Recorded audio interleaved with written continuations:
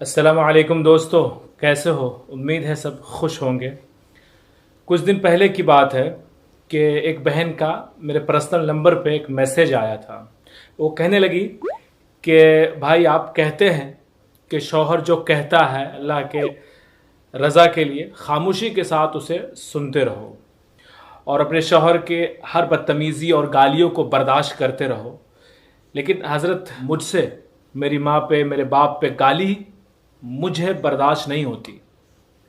मेरी माँ को इस दुनिया से रुखसत हुए 5 साल हो चुके हैं और मेरे शौहर मेरे सामने मेरी माँ को गाली देते हैं, उन्हें तवाइफ कहते हैं।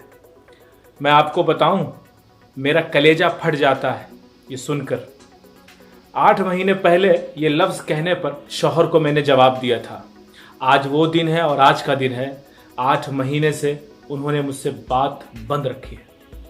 क्या इस्लामी अहकामात सिर्फ औरतों के लिए है कि खामोश रहो, दरगुजर करते रहो, बर्दाश्त करते रहो, फरिश्तों की लानत होगी? क्या शौहर से कोई पूछ गुछ नहीं होगी? क्या सारे अजाब बीवियों के लिए है? अल्लाह की कसम, उस बहन की मैसेज ने और उसकी बातों ने और उनकी कहानी ने मेरे आंखों को नम कर दिया। वो आगे लिखती है कि मेरे शौहर को मेरे माँ से सबसे बड़ी शिकायत यह है, सबसे बड़ा गिला यह है कि बड़े दामाद को तो जहेज़ में मोटरसाइकिल दी और बहुत कुछ दिया और मुझे साइकिल तक नहीं। और हालांकि जब बड़ी बहन की शादी हुई थी तब उस वक्त हालात अच्छे थे और उसके बाद मेरे बाबा का इंतकाल हो गया। मेरी माँ ने कर्ज लेकर मेरी शादी की थी, इसलिए वो ज़्यादा सामान नहीं दे सकी। मैसेज के अंदर यह भी लिखा था कि शौहर सब कुछ बर्दाश्त कर सकता है, लेकिन बीवी की ऊंची आवाज़ शौहर से बर्दाश्त नहीं होती।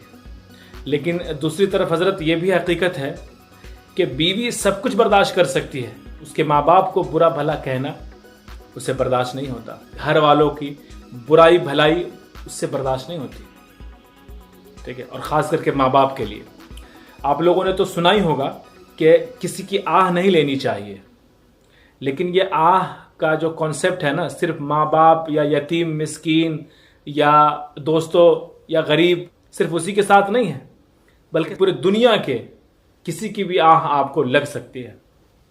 उसके अंदर महरम, गैर महरम, तमाम रिश्तेदार, दोस्त, अहबाब, दुनिया के सब लोग शामिल हैं। कल क़यामत के दिन फरिश्ते कहेंगे कि ये फला नमाजी है, जवाब मिलेगा मुंह पे मार दो इसकी नमाजें। फरिश्ते कहेंगे ये हाजी साहब है, ये रोज़ेदार है, ये तहज्जुद गुजार है। लेकिन खुदा की तरफ से जवाब आएगा, सारे उसके अमाल काले कपड़े में लपेटकर उसके मुंह पे मार दिए जाएं और उससे कहा जाए कि पहले उस शख्स से माफ़ी मांग कर आओ, उससे माफ़ी लेकर आओ जिसका तुमने दुनिया में दिल दुखाया था, आज तुम्हारे वजह से दुनिया में रोई थी, पहले उससे माफ़ी लेकर आओ। ज़रा हम सोचे तो सही कि कल अगर हमारे बीवी ने वहाँ पर माफ़ करने से इनकार कर दिया तो हमारा क्या होगा? हमारी बीवियाँ घर छोड़ कर आई है, सुबह का नाश्ता, दोपहर का खाना, शाम का खाना सब उसकी जिम्मेदारी है, कपड़े धोना, इस्त्री करना सब उसकी जिम्मेदारी,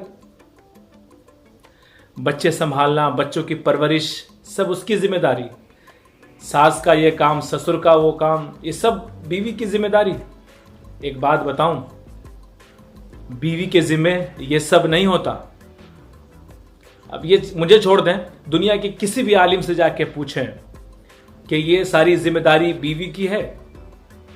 यहां तक कि अगर बीवी बच्चों के परवरिश से भी इनकार कर दे तो उसे गुनाह नहीं होगा, लेकिन फिर भी वो सब काम करती है, पूरी बखूबी से ये जिम्मेदारी निभाती हैं। उसके बावजूद उसके घर वालों को, उसके माँ बाप को गाली देना, उसे जलील और रुसवा करना, ये कहाँ की अक्लमंदी है? किसने सिखाया ये सब? अल्लाह के लिए अपने बीवियों को गालियां मत दो, उसके साथ बदसलूकी मत करो। वो तुम्हारी बच्चों की माँ है, उसे सीने से लगाओ। जैसे तुम अल्लाह के बंदे हो वैसे वो भी अल्लाह की बंदी है और अल्लाह सब कुछ देख रहा है। एक मौलाना साहब अक्सर ये जुमला कहा करते थे कि अगर तुम बीवियों के हुकूक अदा नहीं कर सकते तो फिर तुम रोज़े रखो, लेकिन किसी की बेटी की ज़िंदगी को बर्बाद न करो शादी करके। शौहर और हस्बैंड تو گھر کا محافظ ہوتا ہے، گھر کا حفاظت کرنے والا ہوتا ہے، لیکن جب محافظ ہی بیویوں کو ہی گالی دینا شروع کر دے تو اس گھر کا تو اللہ ہی عالم، اسے برا بھلا کہنا شروع کر دے تو پھر اس گھر کا تو کوئی خیر نہیں۔ اللہ ہر شوہر کو اپنی بیوی سے اور ہر بیوی کو اپنے شوہر سے سچی محبت اور الفت کرنے والا بنائے۔ مجھے امید ہے کہ آج کی اس باتوں سے کچھ نہ کچھ آپ لوگ ضرور عمل میں لائے ہوں گے اور کچھ سیکھے ہوں گے، اور اپنی بیوی اپنے بچوں کی عزت کیے ہوں گے اور کریں گے، اور بیوی بچے بھی آپ کی عزت کریں گے انشاءاللہ۔ السلام علیکم۔